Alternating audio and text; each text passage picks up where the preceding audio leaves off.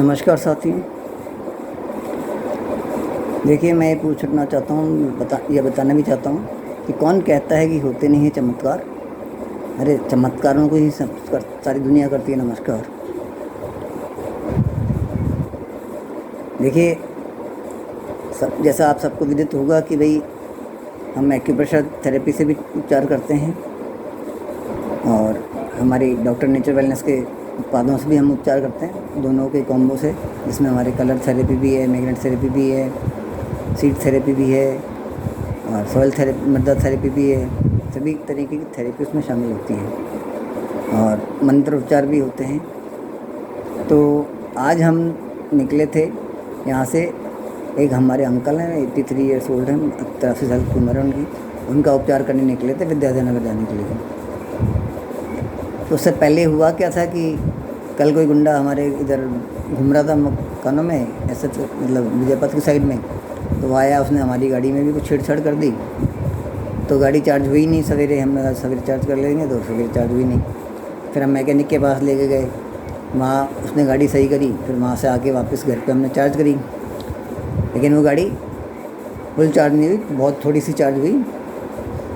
और हम यहाँ से निकल के करीब 11 किलोमीटर पहुँचे होंगे, NVC हरमाड़ा रोड है, वहाँ पे पहुँचे, तो वहाँ पे हमारी गाड़ी बंद हो गई। मैं सोचा भाई बैटरी हिल के दिखती है, तो मैंने उसको बार बार ट्राई किया, प्रयत्न किया भाई गाड़ी स्टार्ट शुरू हो जाए, नहीं हुई। फिर हमने अंतोगत भाई सोचा कि भाई चलो एक बार बैटरी को दोबारा चार्ज करके देखते हैं, अगर उससे कोई सेटिंग हो जाए तो उसके लिए हम रोड क्रॉस करके दूसरी तरफ आए, वापस लौटने की साइड में।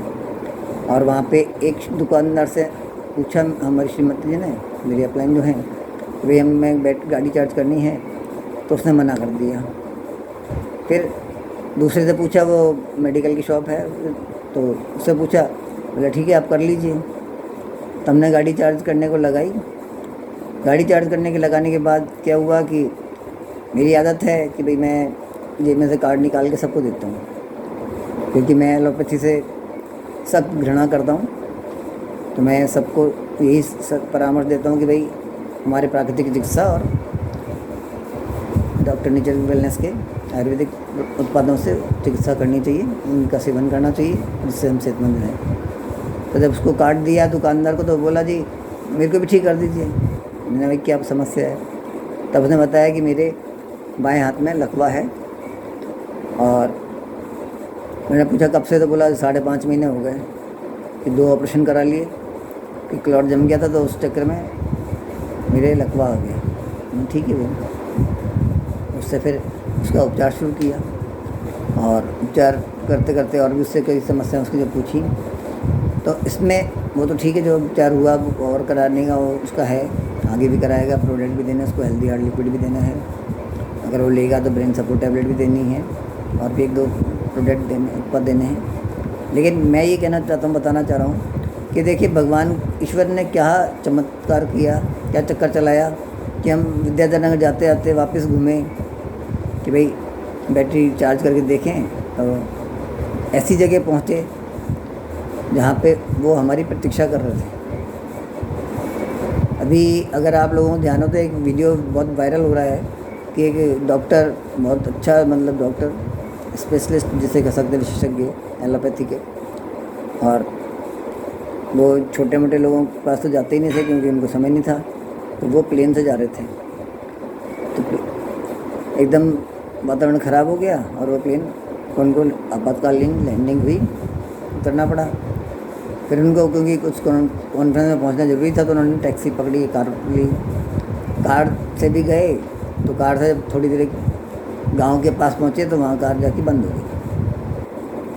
तो वो थोड़ा सा भाई आराम इतनी देर होती है, तो थोड़ा बहुत किसी को भूख भूख लगती है, तो उन्होंने कहा भी देखें कुछ कहीं मिल जाए खाने पीने को, तो कोई गाड़ी ठीक करने वाला आ जाएगा तो ठीक है, नहीं तो दूसरी गाड़ी आएगी उसमें जाएंगे। तो वो एक उनको झोंपड़ी से कुटिया सी नज़र आई, तो उस कुटिया के दरवाज़ा उन्होंने खटखटाया, तो अंदर से वृद्ध महिला निकली। तो वृद्ध महिला निकली तो वो रो रही थी, तो उन्होंने ऐसे ही पूछ लिया, माई क्या हो गया? तो बोली मेरी जो है पोती जो है उसकी तबीयत स्वास्थ्य बहुत ख़राब हो रहा है, तबीयत ज़्यादा ख़राब है और मेरे पास पैसे नहीं है और साधन भी नहीं है कि मैं डॉक्टर के पास चली जाऊँ। और किसी को पहले बोला था तो उसने एक बहुत बड़े डॉक्टर का नाम बताया है कि भाई वही इसका उपचार कर सकते हैं। तो उसने नाम पूछा तो उसने एक पर्ची ला के देखी ये नाम है उनका। तो उसने अपना ही नाम उस पर्ची पे देखा, तो तब उसको समझ में आया कि भाई मेरे प्लेन में समस्या क्यों हुई, हवाई जहाज़ में समस्या क्यों हुई, गाड़ी क्यों ख़राब हुई, यहीं आने के बाद गाड़ी क्यों ख़राब हुई इसके आसपास। तो वो जो ऊपर वाला है ना, वो बड़ा कारसाज है, बड़ा कार उसके करामाती है। वही कहते हैं ना भाई, हम तो सब कठपुतली हैं और वो हम सब लोगों को नचाने वाला है। तो इसी प्रकार आज उसने हमारे साथ भी कर दिया कि भाई किसी को हमारी ज़रूरत थी और उसने हमें वहाँ पहुँचा दिया। जब क्योंकि हम ना तो उनको जानते हैं, उसका नाम है आशीष और मेडिकल की शॉप है, और हम ना तो उसको जानते हैं, ना वो हमें जानता था, ना कभी किसी से उससे बात हुई किसी। तो वो हम वहाँ पहुँचे और उसका उपचार किया और उसको थोड़ा सा ये इसीलिए उसको थोड़ा विश्वास भी ज़्यादा हुआ कि भाई भगवान के भेजे हुए हैं तो कुछ तो चमत्कार होना ही है। फिर हम वहाँ से गाड़ी चार्ज करके विद्याधर नगर गए। तो अंकल भी भाई थोड़ा सा आराम कर रहे होंगे उस समय, क्योंकि 2 बज रहे थे। तो पहले तो उन्होंने भी कहा नहीं अब तो बहुत देर हो गई, आज तो नहीं कराना। मैंने कहा देखिए अंकल आप कराइए या मत कराइए, हमें तो हमारी बैटरी चार्ज करनी है, तो हम आपसे कुछ नहीं करेंगे, आप चार्ज लीजिए मत लीजिए, आपकी श्रद्धा की बात है। फिर हमसे उन्होंने उपचार करवाया। उसके बाद उनकी श्रीमती जी आई, आंटी जी आई निकल के अंदर बेडरूम में से, आराम कर रही थी वो। तो नमस्ते हुई, प्रणाम किया उनको, पैर चढ़ना स्पर्श किया। तो उनसे पूछा तो बोली मेरे बहुत दर्द हो रहा है, आज बाएं पैर में बहुत ज़बरदस्त दर्द हो रहा है। फिर कि मैं फिजियोथेरेपिस्ट के पास के आई हूँ भी। मैंने ठीक है आंटी जब आप आ ही गए हैं हम तो चलिए आपका उपचार भी कर देते हैं। तो उनका उपचार भी किया। फिर वो बोली भाई मेरे तो ये फिजियोथेरेपिस्ट से आपको आराम मिला नहीं मिला ना।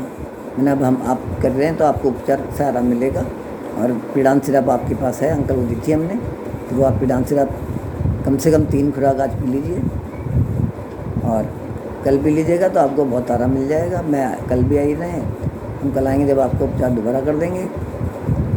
और साथ में मैंने कहा कोई बात नहीं, आप तो अगर ये लग रहा है कि भाई फ़ीस हम डबल लेंगे तो मत दीजिएगा फ़ीस, कोई दिक्कत नहीं है, हमारे हैं इधर तो वही बहुत है, आप क्या आशीर्वाद दे दीजिएगा।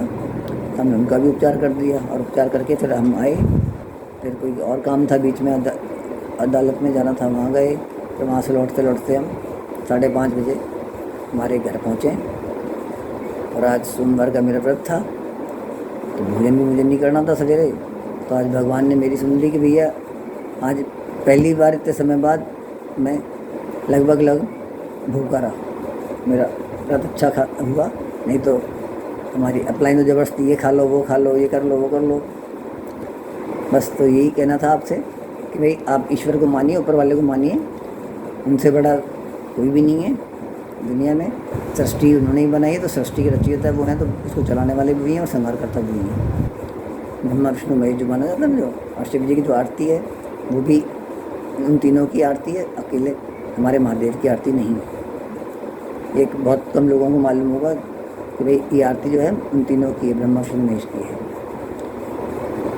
तो आज के लिए मेरी वाणी को यहीं पर विराम देता हूँ, और फिर क्लास होगी 8 से 9, उसके बाद देखेंगे अगर समय मिला तो फिर दूसरा वीडियो बनाएंगे, आपको बताएंगे कुछ और। बाकी शुभ रात्रि हमारी ओर से आज की होते। धन्यवाद। जय माता दी।